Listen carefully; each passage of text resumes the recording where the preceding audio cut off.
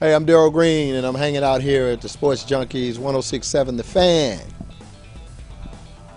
There are a few games that stand out to me in my Redskins career. First, obviously, the first game, Dallas Cowboy game. But even if you go before that, that Dallas game was a Monday night game, the first game of the season after the Redskins had previously won the Super Bowl. But if you go even before that, it's the first game ever I touched the field in the preseason in 1983 in Atlanta, where I caught a punt, first time I think on the field. Caught a punt, and 67 yards later, I think I was in the end zone. So, but it was a lot of games. But I think what really stands out to me is the stadium, RFK Stadium, and the people and the excitement there. But a lot of games. 20 years, I had a lot of games, a lot of wins. But for me, it was all of the home games where we were successful at RFK Stadium. When I think about teammates and their impact on my career and my life.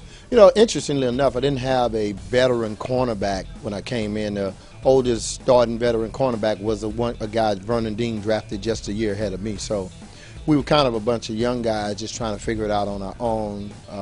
Richie Pettibone was more of a scheme guy versus a technical guy. So I thought it was exciting just to be with Vernon in the group that we had. Mark Murphy, he's president of the Green Bay Packers today. He was a safety, and Ken Coffey, so it's not one guy, but it's sort of we were a family, we were a team. These guys had obviously just won the Super Bowl previously before my coming. But no one player jumped out in terms of football. My best friend is Tim Johnson. He was my roommate. He was a defensive tackle, and he's still my best friend today in terms of the guy that came from the Redskins. He's down doing ministry in Orlando now, but we had a very close-knit team. Everybody kind of was sectioned off. The Smurfs, they called us the Pearl Harbor crew. That wasn't a good term.